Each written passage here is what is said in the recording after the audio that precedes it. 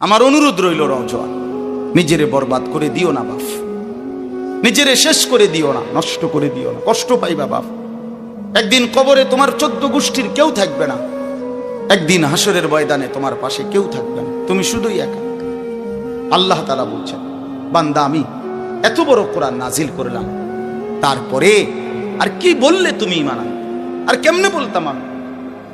নবীজি জিজ্ঞেস করবে, খোদার কসম নবী জিজ্ঞেস করবে, উম্মত 23টা বছর আমি দিন রাত কাঁদছি রে উম্মত, তুই জানোস না উম্মত আমি তোর জন্য কি পরিমাণ কাঁদছিলাম। সারাটা রাত আমি কেঁদেছি, তায়েফের পাথরের আঘাতে আমার পিঠ ছিদ্র ছিদ্র করে ফেলছে, আমি ক্ষুধার কষ্টে পেটে পাথর ভাঙছি, আমার ঘরের চুলায় আগুন জ্বলে নাই,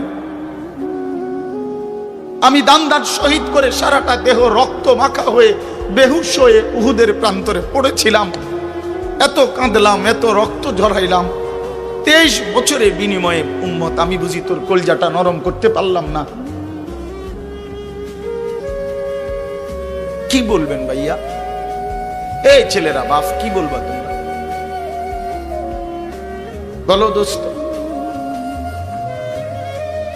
আল্লাহ আমাদেরকে বুঝ দান করে। আমরা অনেক আসছো মাশাআল্লাহ, আল্লাহ তোমাদেরকে উত্তম বিনিময় দান করে। সব ছেলের কাছে বন্ধু, যদি পারি, যদি বলতা, হাত জোর করে বলতাম, সেজদা দিও, তুমি নামাজ পড়ো, নিজেরে নষ্ট করো না, নিজের আখলাক, নিজের চরিত্র, নিজের জিন্দেগির কদর করো ভাই, নামাজ পড়ো, নিজেরে ভালো রাখো, অশ্লীলতা, বেহায়াপনা, নোংরা ছবি, নর্তকীর নাচ, জিনা, ব্যভিচারের দৃশ্য দেখো না ভাই, দেখো না। একটা নারী দরকার, মনের মধ্যে নারীর প্রতি আকর্ষণ, সেটা আল্লাহ তাআলা পূরণের ব্যবস্থা রাখছেন ভাই। বিবাহের হালাল ব্যবস্থা আল্লাহ রাখছেন, মানুষের প্রত্যেক চাহিদা পূরণের জন্য যিনি চাহিদা দিয়েছেন তিনি পূরণেরও ব্যবস্থা রাখছেন, ঠিক কি না বলেন?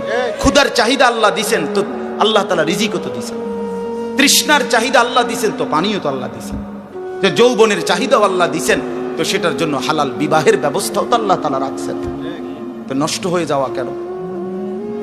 নিজেরে বরবাদ করে দেওয়া কেন ভাই? আমার আল্লাহ যেন জিজ্ঞেস করছে, হায় আমার ইমানদার বা, আমি না তোমারে মুসলমান বানাইলাম, তোমারে না আমি সর্বশ্রেষ্ঠ রাসূল দিলাম, নবী মুহাম্মদ সাল্লাল্লাহু আলাইহি সাল্লামের চাইতে সর্বশ্রেষ্ঠ রাসূল আর কেউ আছে? কোরআনের চাইতে দামি কোনো কিতাব আছে? ইসলামের চাইতে দামি কোনো ধর্ম আছে? আল্লাহ তাআলার চাইতে বাদ দিয়ে আর কোনো মালিক আছে? তো আল্লাহ বলেন, আমি তোমার মালিক, আমার নবী মুহাম্মদ সাল্লাল্লাহু আলাইহি সাল্লাম তোমার রাসূল, কোরআন তোমার কিতাব, ইসলাম তোমার ধর্ম। অতএব তুমি কেন ভুল পথে যাইবা বান্দা? তুমি নামাজ পড়বা না কেন? তাইলে নামাজ তুমি যদি না পড়ো, তো এই নামাজ তাইলে কার জন্য দিলাম? হালাল হারাম এটা কার জন্য দিলাম? আমি আল্লাহ। আমার রাসূলকে 23 বছরে আমি সমস্ত কিছু বলাইলাম, তাইলে কার জন্য? আমাদেরই যদি পছন্দ না হয়, ছেলেরা তোমরাই যদি নামাজ না পড়ো, তো মুসলমানের ঘরে জন্ম নিয়ে যদি তোমারই সেজদা দিতে মনে না চায়, তো তোমার সাথে বেঈমানের তফাৎ কি বেটা? এই অপদার্থ যারা সেজদা দাও না, নামাজ পড়ো না, তুমি জানো মিয়া, যেই কপাল সেজদা দেয় না, হয়তো মানুষের বাচ্চা না, সমস্ত বেনামাজি এ তো হাইওয়ান, এ তো চতুষ্পদ জন্তু, এ তো চতুষ্পদ জন্তু বাবা।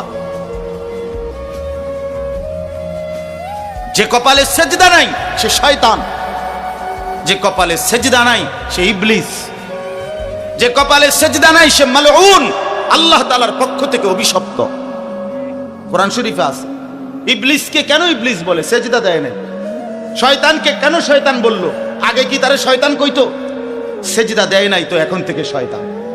সেজদা দেয় নাই, এখন থেকে ইবলিস। সেজদা দেয় নাই, এখন থেকে রজিম, অভিশপ্ত। সেজদা দেয় নাই, এই কারণে আল্লাহ বলছে, ওয়া ইন্না আলাইকাল লানাতা ইলা ইয়াউমিদ্দিন, তোর উপরে কিয়ামত পর্যন্ত আমি আল্লাহর লানত। কি নিয়ে আসা? কি বলো ভাই? এত লানত নিয়া, আল্লাহর এত অভিশাপ নিয়া দুনিয়ায় চলবে কেমনে? আখিরাত চলবে কেমনে? জীবন মানে শুধু কয়টা ভাত মাছের নাম ভাইয়া? একটু ঘুমাইতে পারলাম, একটু খানা দানা খাইলাম, কয়টা টাকা রোজগার করলাম, যৌন চাহিদা, লজ্জাস্থানের চাহিদা পূরণ করলাম, খালাস, এরই নাম দুনিয়া? এ তো জন্তু জানোয়ারেরও পূরণ হয়। গরু, ছাগল, কুকুর, বিড়ালও তো খায় ভাই, এরাও তো ঘুমায়, এরাও তো পেশাব পায়খানা করে, এদেরও তো যৌন চাহিদা পূরণ করে। নাহলে কুত্তার বাচ্চা হয় কেমনে, বিড়ালের ছাও হয় কেমনে? সে যদি যৌন চাহিদা পূরণ না করে, তো জীবন মানে এটুকুই, জীবন মানে দূরই। তাহলে পার্থক্য কি আমাদের? পার্থক্য কোথায় বাপ? তো আল্লাহ তাআলা আমাদের কাছে বললেন, ইত্তাকুল্লাহ, বান্দা আমি এটা চাই তোমার কাছে, তুমি গুনাহ করো না, আর 10 জন যা ইচ্ছা তাই করো, তুমি নাফরমানি করো না, তুমি আমার পছন্দের বান্দা, আমার গোটা জান্নাত আমি তোমার জন্য বানাইছি, তুমি আসবা ঈমান নিয়া, তাকওয়া নিয়ে, আমি আমার পুরাটা জান্নাত, অনন্তকালের জান্নাত তোমারে বুঝাই দেব, তোমারে বুঝাই দেব। এই জন্য ভাই, দোস্ত আমার, বন্ধু আমার, আমি অনুরোধ, আমার কথা শেষ, আমি এতটুকু কথাই বললাম, গুনাহ ছেড়ে দিন। কেন মিথ্যা বলবেন? কেন নামাজ পড়বেন না? কেন সেজদা দিলেন না বাপ? আল্লাহ তাআলার সাথে এখানে একটা কথা আছে, লাস্টের আয়াত আমি শুনাইতেছি আপনাদের, বড় সাংঘাতিক একটা কথা আল্লাহ তাআলা বলছেন, আপনি শুনেন। তো আল্লাহ তাআলা আমাদের এখানে শুনাইছে, তোমরা যারা যারা আমার মুত্তাকি বান্দা হবা, তোমরা যারা গুনাহ থেকে বেঁচে থাকবা, নেক আমলে অভ্যস্ত থাকবা, আমার ওয়াদা, ইন্নাল মুত্তাকিনা ফি যিলালিন ওয়া উয়ুন, আমি আল্লাহ তাআলা আমার সমস্ত মুত্তাকি বান্দাকে জান্নাতের ছায়াতেই রাখবো। উয়ুন, জান্নাতের নহর, দুধের নহর, মধুর নহর, মদের নহর, পানির নহর, 4টি নহর বেষ্টিত জান্নাতের মধ্যেই আমি তাকে 24 ঘন্টা থাকতে দেব। ও ফাওয়াকিহা মিম্মা ইয়াশতাহুন, আল্লাহ তাআলা বলেন, এবং আমি আমার মুত্তাকি বান্দাকে তার চাহিদা মতো সমস্ত ফল ফলাদি, খাদ্য আহার্য আমি তাকে জান্নাতে দান করব।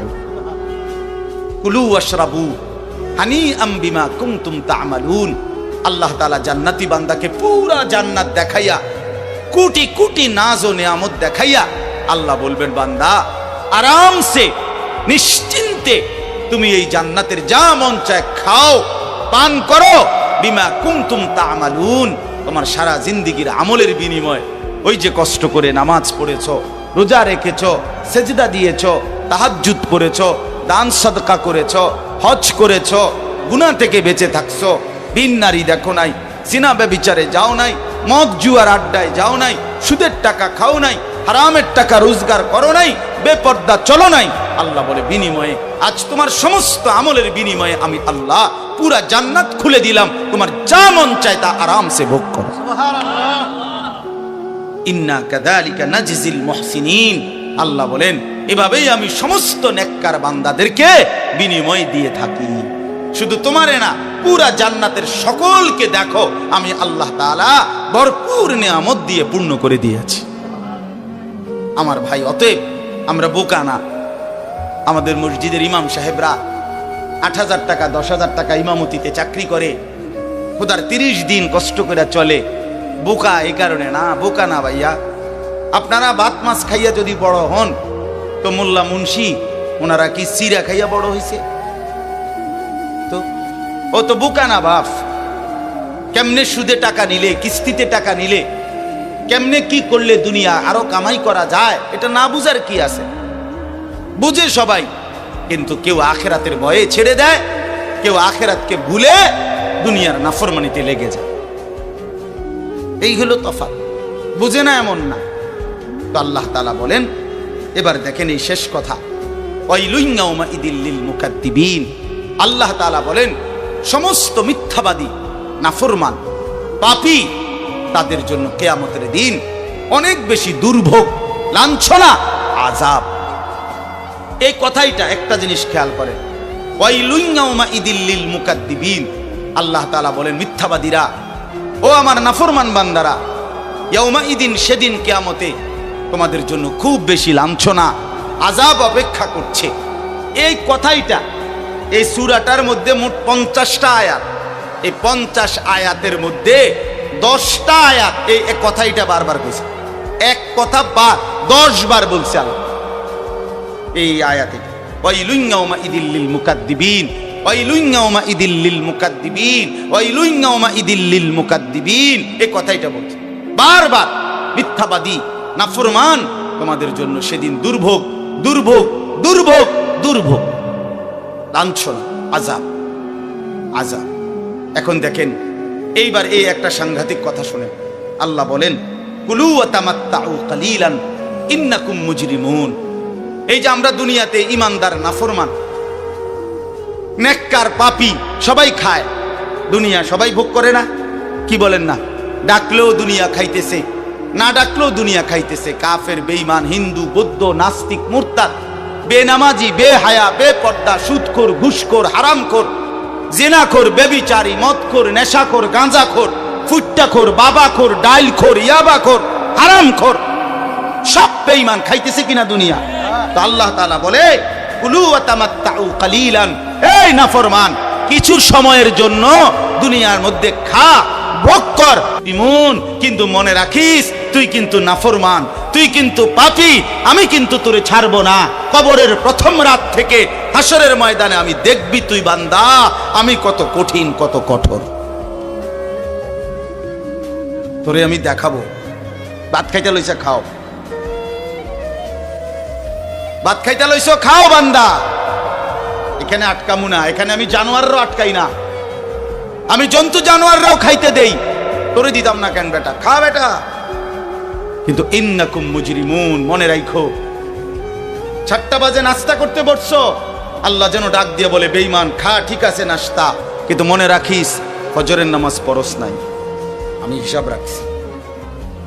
রাত 10টা বাজে খাইতে বসছো বেঈমান, ঠিক আছে খা, কিন্তু মনে রাখিস এশার নামাজ পড়ো নাই।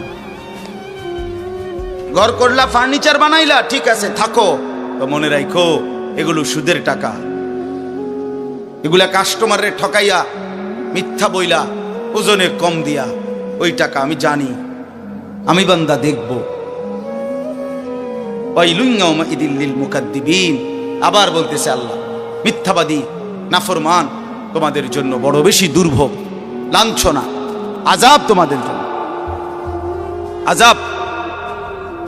এই জন্য আল্লাহ তাআলা বলছেন।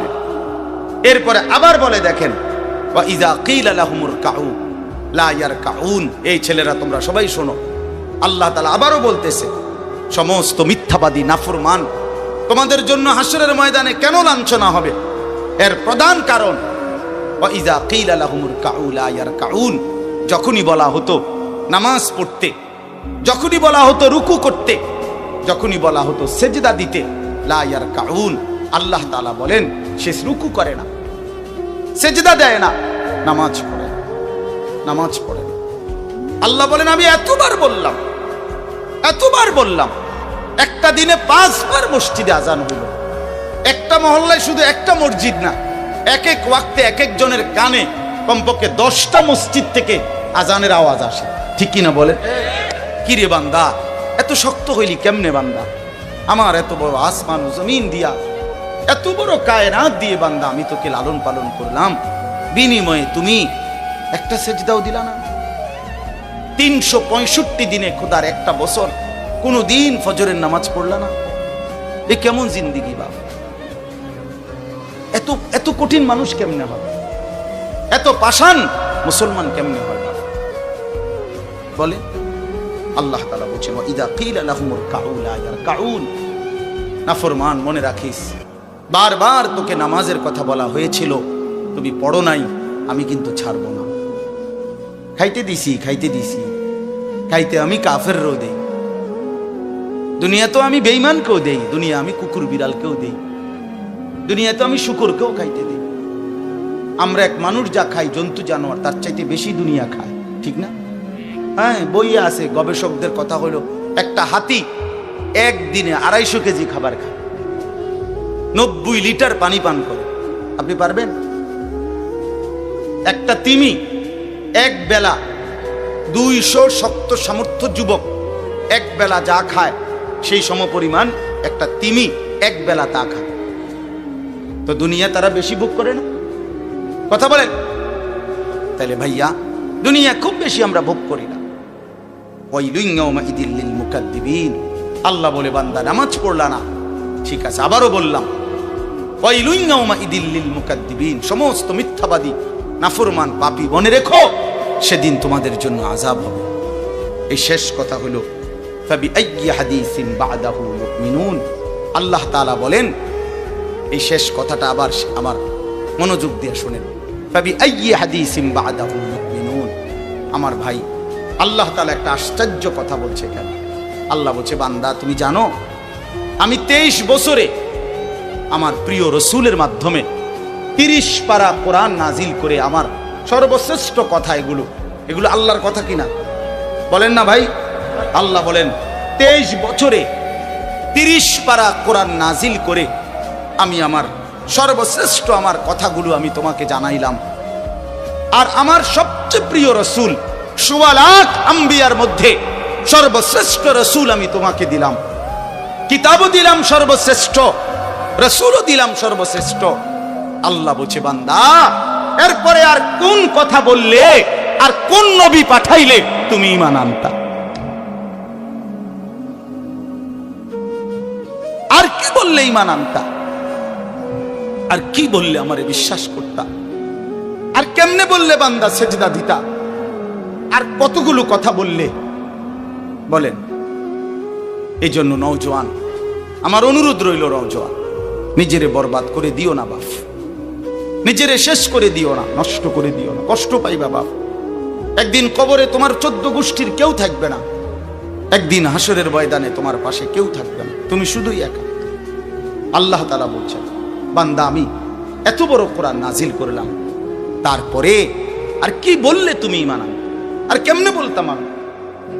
নবীজি জিজ্ঞেস করবে, খোদার কসম নবী জিজ্ঞেস করবে, উম্মত 23টা বছর আমি দিন রাত কাঁদছি রে উম্মত, তুই জানোস না উম্মত আমি তোর জন্য কি পরিমাণ কাঁদছিলাম, সারাটা রাত আমি কেঁদেছি, তায়েফের পাথরের আঘাতে আমার পিঠ ছিদ্র ছিদ্র করে ফেলছে, আমি ক্ষুধার কষ্টে পেটে পাথর ভাঙছি, আমার ঘরের চুলায় আগুন জ্বলে নাই, আমি দান্দার শহীদ করে সারাটা দেহ রক্ত মাখা হয়ে বেহুশ হয়ে উহুদের প্রান্তরে পড়েছিলাম, এত কাঁদলাম, এত রক্ত ঝরাইলাম, 23 বছরের বিনিময়ে উম্মত আমি বুঝি তোর কলজাটা নরম করতে পারলাম না? কি বলবেন ভাইয়া? এই ছেলেরা বাপ কি বলবা তোমরা? বলো দোস্ত। আল্লাহ আমাদেরকে বুঝ দান করে, আল্লাহ আমাদেরকে ফিকির দান করে, আল্লাহ তাআলা আমাদের সবাইকে কবুল করে।